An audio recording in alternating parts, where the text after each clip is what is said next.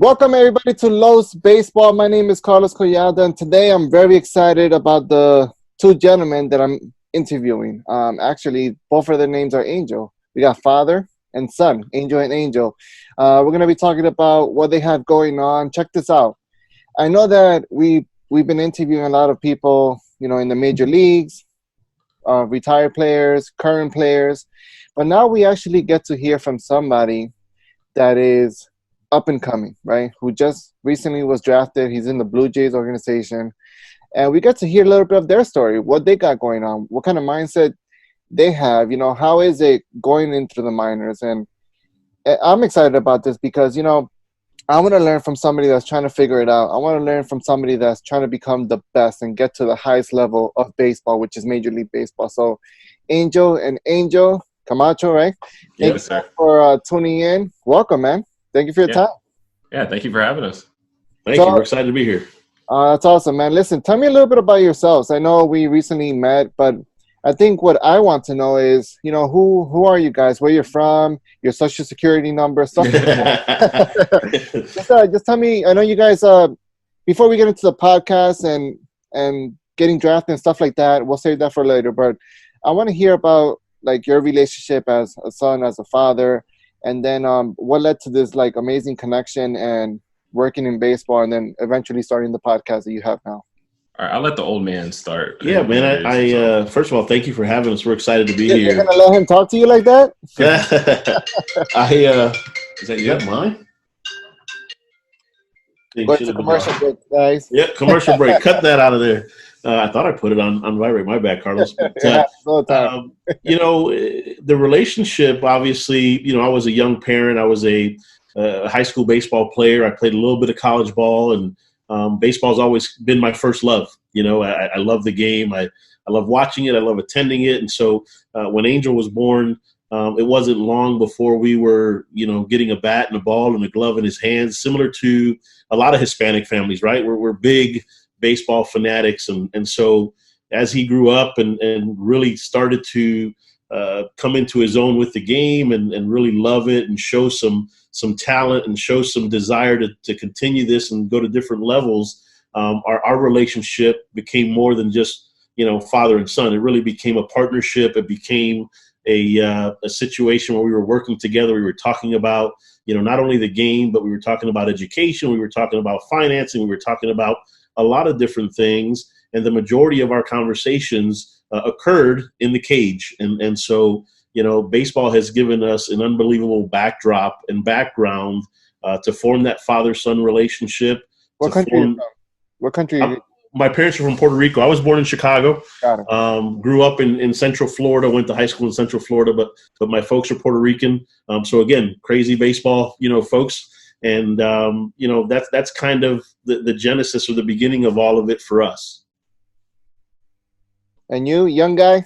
For me, it's the only thing I've ever known, right? Just baseball and the grind. I always tell people I'm super fortunate because I was only really responsible for two things growing up, and kind of still to this point is just basically just playing baseball, or rather going to school and then playing baseball. That's my only two responsibilities really I've ever had in my whole life. So I've kind of been able to really dedicate my entire life to just being successful in those two facets of living. So for me, it's been a progress for sure, right? So at the beginning of those cage talks, it's not the same that it is now. We've progressed and we've grown, and that's obviously going to continue to happen. But it's been so cool just to be able to share that experience and that relationship with people, because I'm sure that there's a ton of fathers and a ton of sons who relate to it. You know what I mean? That most of the one-on-one quality time that a lot of sons will have is going to be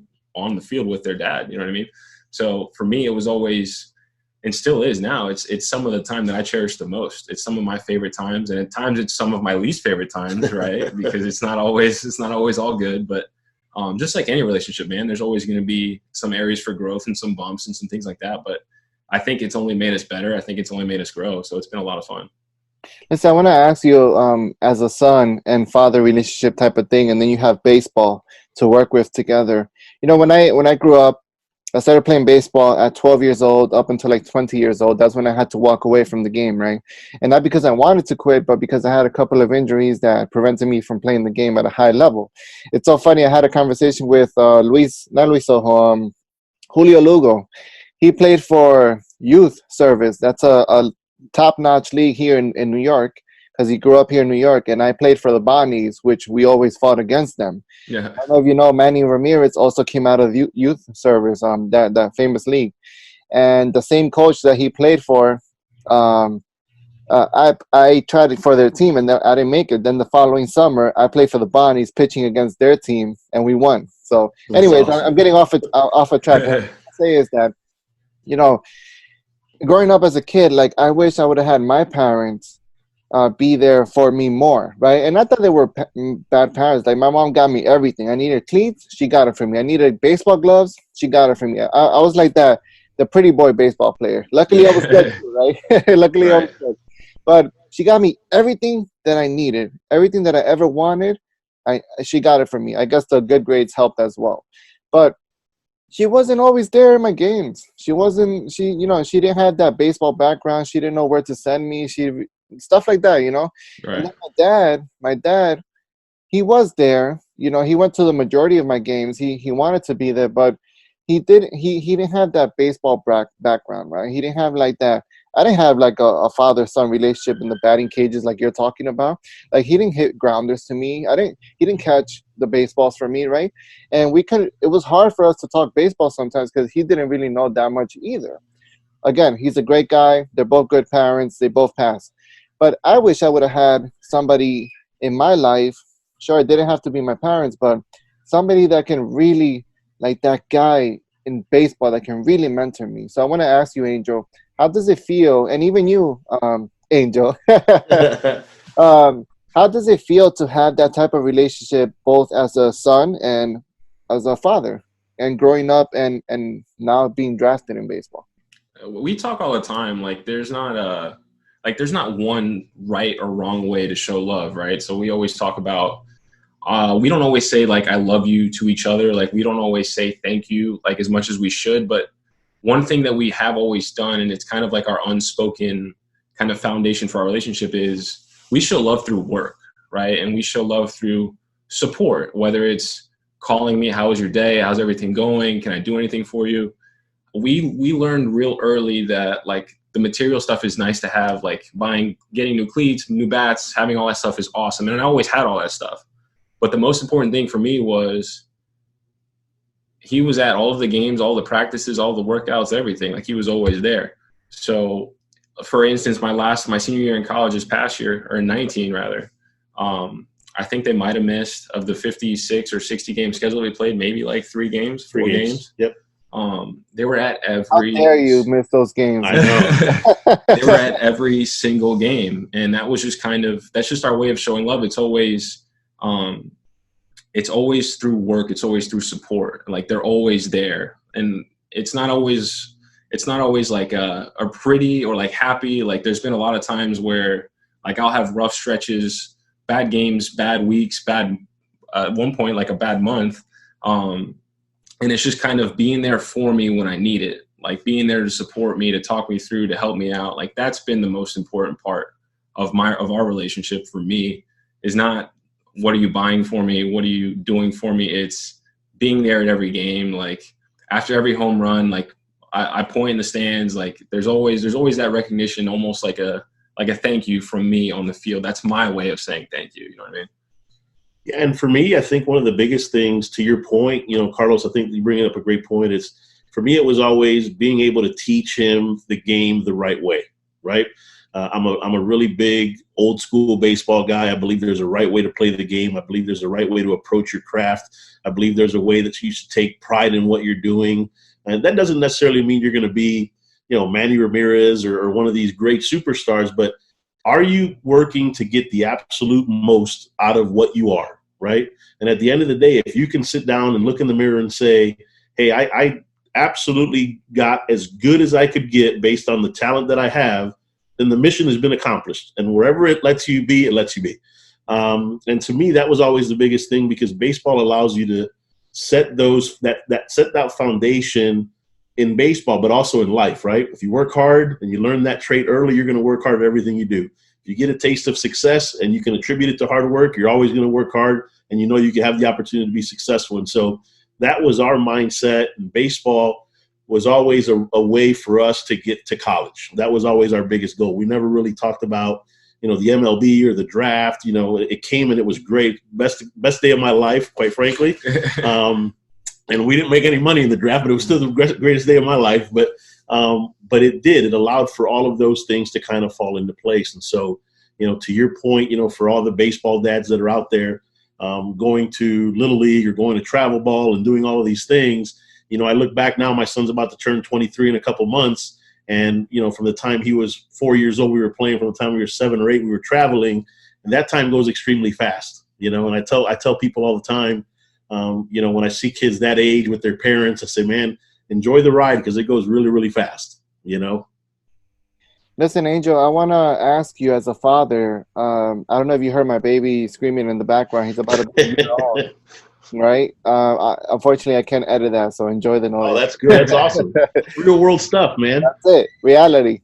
But listen, I want to have a relationship like you guys have together, right? And not to compare, right? It's sure. That's not what I'm trying to say. What I'm trying to say is that, listen, sure, would I like my son to play baseball and for us to have that relationship? Yes.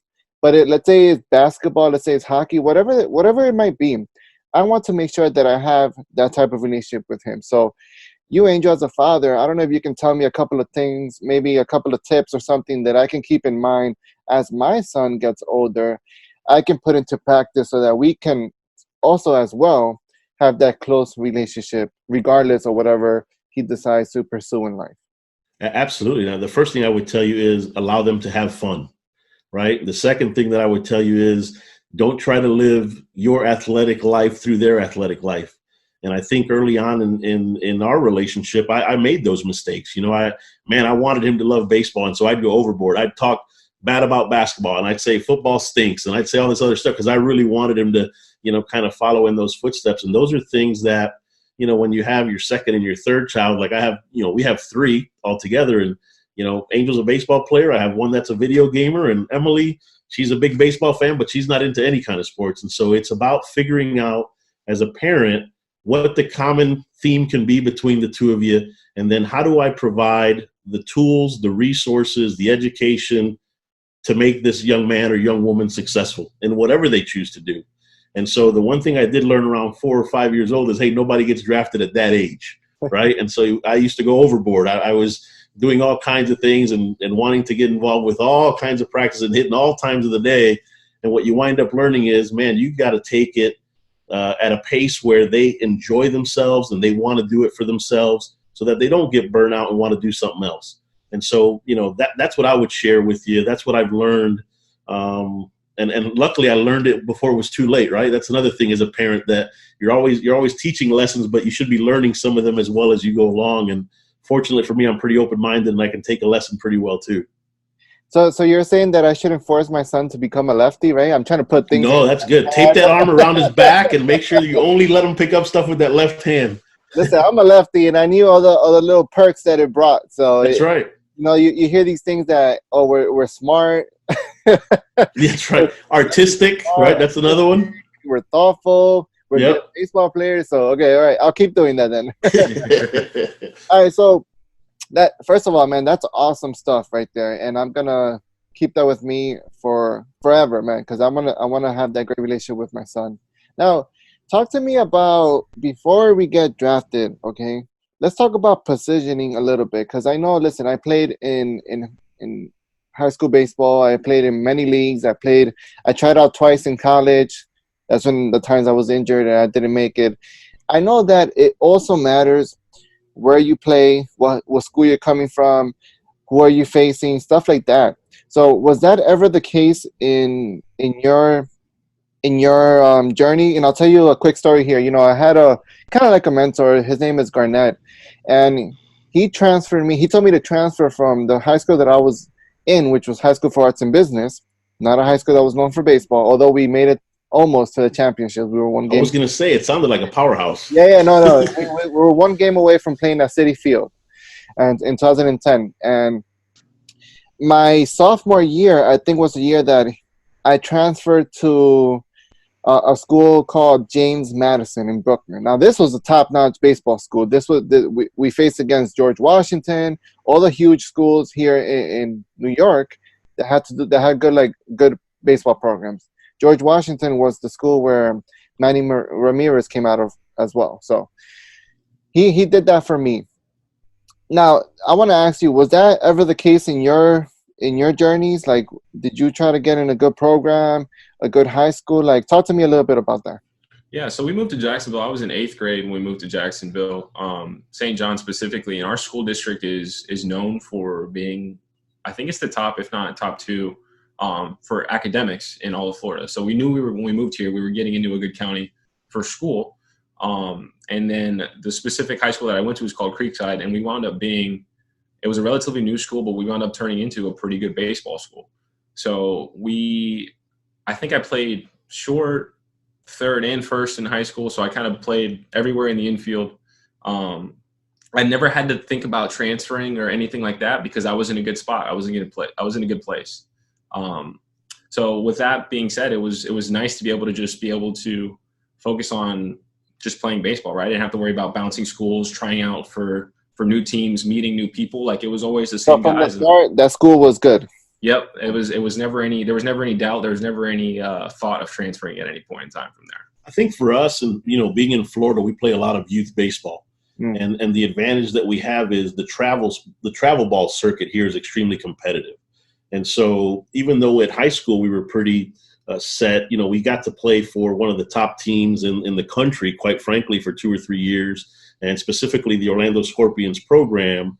And so you were able to go to East Cobb in Georgia and play. We were able to go to Oklahoma and play. We were able to go play, in many different areas against top competition. And I think that's a big thing, right? If you're able to compete against and with the best players, you're going to get better. And I think that's a hugely important thing with regards to baseball. You got to be out. It's easy to go out and beat up on little league teams and do all that other stuff. But if you truly want to hone your craft, if you truly want to get good, you have to go seek out top level, top notch competition. Yeah, I agree with that. I remember, in high school and kind of like my college days, we were debating what college I was going to go to. And I had a couple of colleges that were going to take me without trying out, without anything, because of different relationships that I had in the baseball thing. Going back to that mentor that I had, Garnett, he had a lot of connections. He knew a lot of coaches. Man, he would sell me. I knew he used to sell me. Listen, this guy would sell me like nothing else. Like, you would have thought that you were going to get a 90-mile-per-hour guy, left-handed, coming into your school, when in reality I was probably throwing 80 and declining because I was facing the injuries. So what stopped me was being scared of going all the way to Florida. Yeah. And that was an option for me. He was like, listen, you can go to Florida. This coach will get you. You don't have to worry about anything. You can live. The only thing was, like, I had to live with, like, I thought this didn't really happen, but I had to live with, like, these older people, good people. So you had a host family. Yeah, they took in players like me, and that was kind of weird to me, and that was like a shock to me. Like, I didn't want to leave my house, right? Yeah. I was comfortable. I had my family here, and I didn't want to leave. So did you ever have to face anything like that as well in baseball? Yeah, we played in college. You get to play. Most guys get to play summer ball. So most of the summer ball organizations all throughout the United States, they have host families. So obviously, I didn't have to live there through the entirety of a school year, right? But during the summer collegiate seasons, that's where we would stay. So we had to deal with living in a complete stranger's house that you didn't know until you just showed up. Kind of trying to establish a relationship with these people, because now you're basically one of their kids living in their house. Like, and some of them were really good. Some of them weren't so good. Like, for instance, I had a host family in Savannah who were super nice people. But they didn't necessarily like cook or clean or cook rather, like, for the players. Like, it was kind of like you just live there and you're on your own. But other host families I'd had, like, it was basically like you became one of their kids. Like, there was always food for you. Like, some of the moms would go out of their way to do their laundry. And it was like, I know some of the guys, like, their own mothers were to the point with them in college, like, no, you're home, you're doing your own laundry, like you're on your own, like you're grown up now. And it's such a cool experience because you get to meet new people, like you get to see how other people live, and then you just get to form relationships. Like I still talk to one of my host families that was in Madison, Wisconsin, that they actually hosted a couple of players from my school before me. So they had a couple guys that they had before me, and I was the third one. They picked me specifically because they had other guys from the school. So just stuff like that you see all the time, and it's really different. And for some guys, like they're not comfortable with it, right?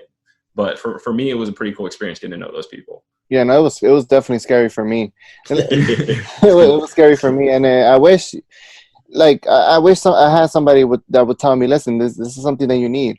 And this is why I say, I play a lot of travel ball as well.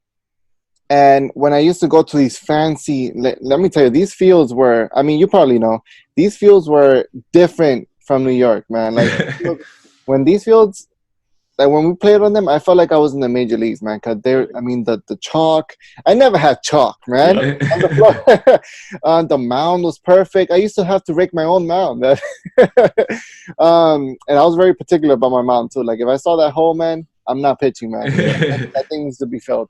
But those things serve to me as like a dream builder. Like, man, this thing is possible. Like, look at me, man. Like, I'm playing in this field right now. When we played in the dark, man, like 7 o'clock, 8 o'clock games at night, I was like, yo, I never have played. Tops at like 7:30, and we're trying to like the umpire's calling strike on everything because he wants the ball. Oh my god, you can't see the ball. So, you guys together as a father, as a son. Mostly you, Angel, as a father, was there any times or any moments that you try to like, listen, man, like this thing is possible. Like, look at us. Look at where we are. Look at what just happened. Not the draft just yet, but as you're fighting to get drafted, as you're fighting to get signed, did you ever find yourself doing something like that?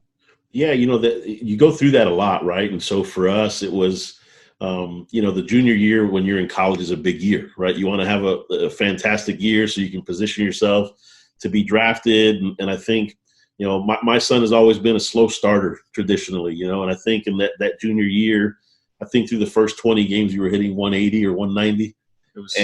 It was less than I weighed. Yeah. And it was not a great start, for a guy that had ambitions to move on. And, it's interesting because he winds up turning it around and he hits 329 the rest. I mean, after the 20th game, it was like watching something that was unbelievable. Every ball found a hole. Every hit was a line drive. I mean, it was unreal when you compare the first 20 games to the last 40 games because it looked like a totally different ball player.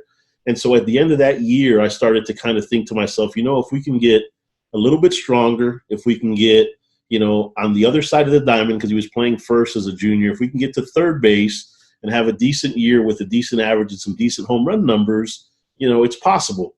But in the back of my head as a dad, I'm thinking, we can't have another start like we did the junior year, right? And so, funny story, his senior year, we start off in the first series against Indiana State, who's a really good team, and he goes 10 for his first 11 with 2 homers. Nice. And I think to myself, man, we got a shot. We got a really good chance. And through the first, I think it was 2 or 3 weeks of the year, he was up in the 370 or 380 range. And he really turned down the power game a little bit. And that's when I really started to realize, hey, we've got a chance here. And then fast forward, it was kind of the backwards situation that happened the year before. So the first 40 games, he goes crazy. And then the last 15 or 20 games, he starts to get tired. He starts to kind of slow down a little bit. Now he's starting to get frustrated. And I finally pulled him aside one day and I said, listen, man, I think obviously I want you to continue to work hard and try and keep fighting through this, but I think you've done enough. And so if the results right now are an indication of pressure or putting pressure on yourself, don't do that. Enjoy the last 15 or 20 games you have in your college career because I really feel like you've done enough to get drafted at this point. How many games was it playing in the season that you're talking about right now? So regular season schedule is 56 games in Division I college. But for most people, like the Ivies, they have a shortened season. Like there's a couple of conferences that play shortened season, but for the most part, it's a 56-game schedule, and then plus your conference tournament, regionals, CWS, all that stuff on top of it. So you played 56 games. 56 games, yeah. How do you train for that? Because I'm sure that's a quick jump, like from where you're coming. I mean, the most I played, I think it was 17 games or something in a season in my high school season. And then summer ball, we played probably 30 to 40 games, something like that, plus the tournaments. But that's a big jump. Like, how did you train for that to have kind of like that endurance and not get tired later? Honestly, you kind of train for it your whole life. You know what I mean? Like, we live in Florida, and I know that we're starting to transition away from it now a little bit, but with basically all of the guys that I played with growing up, we did this year round, all year. Like, we played in the spring, summer, the winter. Yeah. Florida, it's sunny all the time. So we played all year round. There was no snow to keep us out. Like, we never practiced in gyms. Like, we're practicing outside. We're playing year round. So I've done it my whole life. And then college is a different animal, right? So I always tell people that playing college baseball is not harder per se than playing professional baseball, right? That grind's a little bit different. In pro ball, you play every day. In college, you don't. But like, the falls in college are miserable. Like, you're running like dogs. Like, you still have to go to class. Like, lift at 5 a.m. You're lifting early. Your class. You're at practice. Like, those days suck. And it's like, that's not a knock to college baseball, right? Because you're like you said, you're getting prepped for the 56 game schedule, blah blah blah. But like, college baseball it's not like high school baseball. And people who think that they're just going to walk into college baseball and perform right away and start right away, like, there's a lot of stuff that goes down before you ever step on a field. Like, there's a lot of things that go on in the weight room, in the classroom, that there's just so much stuff that you have to do in college that gets you ready to play. And then obviously the guys that play at a high level in college, they withstood all those other tests. They did all those things. Those are the guys that end up getting the opportunity. And then basically resets once you get into pro ball, right? And then it's a whole nother set of challenges, a whole nother set of responsibilities that you have to learn and adjust to. So let's jump to when you finally get drafted. I saw the video. I went through your Instagram and I creeped a little bit. I saw when you got selected. I think it was the 8th round. If I'm not mistaken. It was the 8th round. I don't remember what pick. 237. Yeah. You go ahead and you hug your father. In the video, I can see your face, right? But you're like, your dad is crying, right? Yeah. So talk to me about that moment. How did it feel for you guys to finally get drafted? Something that you always dreamed of. If you guys want to take it away for the next year. I'll start, because only reason I wasn't crying was because I had gotten all of my crying out a week or two before in our last game. So I'll tell you that story, and then I'll let him tell his part of it, because draft day for me was a relief. Like, don't get me wrong, I was happy, I was pumped. But I think like 40 years down the road, when I think like the best memory I'm going to have is going to be the memory of my last game. So even though we lost, but I have my last at bat. I fly out in a game we're losing like 4-1 or something. The game's basically over. Fly out in the 9th inning, jogging around the bases, kind of like understanding like, hey man, that's it. Like, it was a great career, kind of like coming to terms with it in my head as I'm running back to the dugout, stop at third base, give my third base coach a hug. He did a ton for me. Give him a hug, go back in the dugout, start taking my helmet off, my shin guard off, whatever. And like, I start to feel it, right? Like, I start to feel it. Like, it's in my like my throat, like it's in my eyes. I'm starting to like cry, but the game's still going on. Like, I take my helmet, I sit down on the bench, and I just look down. I look down for like 2 more minutes. Last guy flies out, ends the game, whatever. I'm still getting emotional, like still trying to like keep myself in check. I'm not crying yet. Pack all my stuff up. We meet as a team. Like, guys are starting to cry. Like, I'm not crying yet still, like still holding it in. Now we're walking off the field, and all of our parents are just right outside where we start to walk off the field. So I'm one of the last ones to get off the field, just because I'm like, I don't want to be the first one off. I don't want people to see me crying as like right as they're walking by me. So I let everybody walk ahead of me. I'm one of the last ones out, and like, you see, like, you just take a peek to your right, like you see the seniors crying with their parents, and then I see my mom first, right? And my mom's already crying, and I'm like, I'm starting to get to me more. Like, I'm starting to cry a little bit. It's not bad. I see my sister. My sister is a mess. Like, my sister, like, looks like she's like somebody just died. Like, she's ugly crying. Like, she's losing her mind. Like, I started to cry a little bit more. And then I see my dad. And when I saw my dad, I just lost it, bro. I just completely like lost it, broke down crying. Like, I felt like a little kid again. Like, that's what it felt like. It felt like a little kid who was so like overwhelmed and overcome. Like, I just needed to hug my dad. And I think I cried for like 10 minutes. like just like literally just slumped over, like he's hugging me, like I'm not moving, like just dead fish for like 10 minutes. And it was kind of like that kind of mutual acknowledgement without us saying anything, like, hey man, like we did it. Like we did it. And that was just our way of, like, I was crying, I was emotional, but it was a kind of like a silent celebration in a way of all the hard work, like all the things that we had done and accomplished. Like, we didn't know that I was going to get drafted at that point, but we both figured that I had done enough. And that was kind of our moment of, or at least my moment of, we did it, was right then and there. And that was kind of the thing that I think I'll always remember the most about playing baseball. It's not ever going to be a game or a situation or a home run or a hit or an award. I think it's going to be that moment of kind of, I don't even know how to describe it, but just basically it's just validation. Like everything that we'd ever done was worth it. Yeah, and for me, I think, draft day as a parent, you always want to see your kids succeed, especially if they're hardworking, and dedicated to their craft, whatever it is, whether it's baseball or studies, they want to be a doctor, whatever the case is. And so I'll tell you a funny story. So I purposely schedule myself at home the first 2 days of the draft.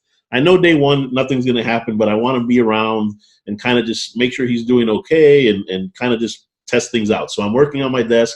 I've got the TV on. I'm watching the entire draft. Day one ends, great. I knew nothing was going to happen. Day two, I'm in the same position. I watched all the way through round 6. And my wife came home. We went in the room to watch the news. And I'm not expecting anything, and I haven't heard anything, so no big deal. This guy's still in his underwear walking around the house, and it's like 6 o'clock at night. So I'm watching the news with my wife. He busts through our door and he says, hey, the Blue Jays just called me. They're going to take me in the 8th round. And I'm thinking, dude, you better get some clothes on because you have no clothes on and we're going to film this. You're like in your underwear. And so his best friend comes over. We're sitting in the living room, and, the second day of the draft isn't on TV. It's on the iPad, and they're going through and cycling through. And so we set it up on the coffee table, and we're all sitting there. And it's kind of funny because when the Blue Jays the logo comes up, they announced the Blue Jays are now on the clock or whatever it is. And it went silent for like 30 seconds. So I'm like, oh, man, did they change their mind? What's going on? And so then you hear the player ID number, and then you hear the name. And, I remember hugging him and just completely losing it, right? I try to stay composed. I try to be this cool cat all the time. But the feeling I got, and I hate to say this because, we have 2 other kids, but I tell them all the time, it was hearing that name in that instance, to me, was one of the greatest moments of my life. Because all of the hard work, all of the traveling, all of the different things we've been through, all the broken bones, the torn labrums, the wrists, and all the sacrifices that he's made, missing birthday parties and retirements and all these other things, he got his payoff, right? And in life, very rarely do you have a happy ending, right? And in this particular case, for me, it was, man, all of the things I had this guy sacrifice, during his childhood and during his early adulthood, has just paid off with this is his reward, right? He's going to meet his dream. He's going to have the opportunity to hear his name called, and he's going to get the opportunity to play, regardless of how far you go. He's going to get the opportunity to call himself a professional baseball player after all these years of hard work. And so for me, it was pride. It was relief. It was just an outpouring of my appreciation of what he's done as a young man, and not the baseball player, but the guy that works hard not only in the classroom but on the baseball field, and how all those things translated. And so to me, that's what it meant. That's what the biggest thing was for me. Well, that's awesome, man. First of all, I want to say congratulations to you, Angel, and actually to both of you, because this is an awesome relationship. And let's just say it doesn't happen. Let's just say, right? The relationship that you guys have built together, what you have become together as a father and as a son, as a human being, that's what really counts, right? It's what you become in the process of trying to become a professional Major League Baseball player, right? And let me just share this, and I'll end it with this, just because we're a little past time here. But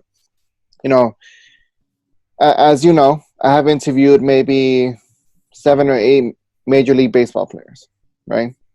Now, let me tell you a quick story about my first interview with AJ Burnett. When I had my first interview with AJ Burnett, first of all, if you would have told me that my first interview was going to be AJ Burnett, I would have been like, you're lying, right? I Yep. thought I was gonna get my real goal was like to get players that are up and coming, to get players that, and that not to take anything away, but that's what I thought was gonna happen because I didn't have the leverage, I didn't have the following, the big following, stuff like that. And who am I to get an AJ Burnett interview, right? Like, who the heck am I? But what I'm getting at is that I did the work, and I reached out maybe to 20 or 30 players before AJ Burnett went ahead and replied to a video message that I did on Twitter, right? I sent them a message on Twitter. I also did a video message on Twitter, and I sent them a DM on Instagram. And he replied to my video message, 15 seconds, just saying, hey, my name is Carlos. I would love to do an interview with you. And he replied back. Long story short, we got the interview done. I had a great time doing the interview. And before that, I used to think that, not just baseball players, but anybody successful was like this weird creature in this world, right? That I couldn't really understand because they were this amazing baseball player. But when it came to the interview, we did an hour interview, and then after that interview, we spoke for another 30 minutes. You know what I learned, man? That AJ Burnett is just another human being like me, like you guys. He's just another dude that it's living life, and he's trying to figure out how to be a dad now, how to be a good husband because he was away 8 months out of the year. And when I learned about him and I asked him those questions, I was like, hey, man, I can actually do this. It gave me the belief that I can actually go ahead and interview former Major League Baseball players and current Major League Baseball players, and even people like yourself, Angel and Angel, and learn about your stories and ask you questions and figure out how you're making it happen. And the best part about this all, not only am I learning, but we have the privilege of doing this via Zoom now and posting it online, and other people can see your stories. Yeah. Other people can wait, who's Angel? Wait, he just got drafted? Wait, who's his dad? I want to be a dad like that. Like, I want to be a dad like that. I appreciate that. I want to be a good dad and be there for my son, right? I want to go to the games and take him to school. And I also want to be there for the hard times. Yep. So, with that being said, I want to thank you guys for your time, man. Listen, this is an inspiring story. I'm probably more excited about these interviews than the baseball player interviews because we know a lot about them already. But when you have somebody like Angel that just got drafted, that's a big deal. That's a big deal. But I don't know about you, but I think that was a moment of like, okay, now I can take this off. Yep. Now it's time to work. Absolutely. Now it's time to work. Well, man, I just want to say thank you very much for having us. It's been a really cool time to get to share our story with you and hear a little bit about your story. And, I'll share this with you. Folks that are successful are very, very much drivers. They persevere. You're going to get a lot of no's before you get some yeses, like in your example with AJ Burnett. But continue to follow your passion, man. You have a passion for people and a passion for baseball. And you're going to be successful if you just keep following it. And so thank you for having us and continued success with your program. That's awesome. Thank you, guys. I hope we can do like a part 2, maybe like game plan after the draft. I know we're in quarantine now. Not a lot is going on, but maybe we can do a part 2. I wouldn't rule it out. That'd be great, man. We'd appreciate that. All right, man. So it was a pleasure, guys. Take care. And thank you so much for your time. All right. Awesome. Good luck, Carlos. Take care.